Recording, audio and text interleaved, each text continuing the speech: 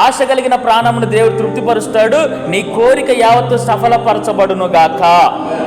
కోరిక ఉండాలి కానీ మనలో ఆ ఆశలన్నీ కూడా చనిపోకూడదండి. ఎలిజబెత్ అనుకుంటున్నారు, సరే ఏది ఏమైనప్పటికీ కూడా మేము నిలబడతాం దేవుడి సన్నిధిలో అని చెప్పి గర్భఫలము లేనప్పటికీ కూడా అలాగ నిలబడినప్పుడు వృద్ధాప్యంలో దేవుడు దర్శనమిచ్చి గర్భఫలాన్ని వాళ్ళ ఇరువురికి కూడా దేవుడు అనుగ్రహించాడు. వాళ్ళిద్దరు కూడా ఆశ్చర్యపోయారు. ఏలియాకున్న ఆత్మతో అభిషేకించి పుట్టుకతోనే పరిశుద్ధాత్మ అభిషేకముతో పరిశుద్ధుడిగా బాప్తిస్మిచ్చి యోహాను ఎవరి గర్భంలోంచి తీసుకొచ్చాడు? జకర్యా, ఎలిజబెత్. ఆ వృద్ధాప్యంలో దేవుడు గొప్ప కార్యాలు జరిగించాడు. స్తోత్రం కలుగును గాక. మీ జీవితంలో కూడా వయసు అయిపోయిన తర్వాత ఇక మా ప్రార్థనలు జరగవలే అయ్యగారు, మేము ముసలోళ్ళం అయిపోయామని ఎప్పుడు అనుకోవద్దు. మీ ఎముకల్లో సత్తువు తగ్గొచ్చు, మీ నరముల్లో శక్తి తగ్గిపోవచ్చు, మీ రక్తంలో ఆ సాంద్రత తగ్గిపోవచ్చు, మన కండల్లో మన యొక్క నడకలో మనకు శక్తి తగ్గిపోవచ్చు, కానీ ప్రార్థనలో మనకు శక్తి తగ్గిపోకూడదు. స్తోత్రం కలుగును.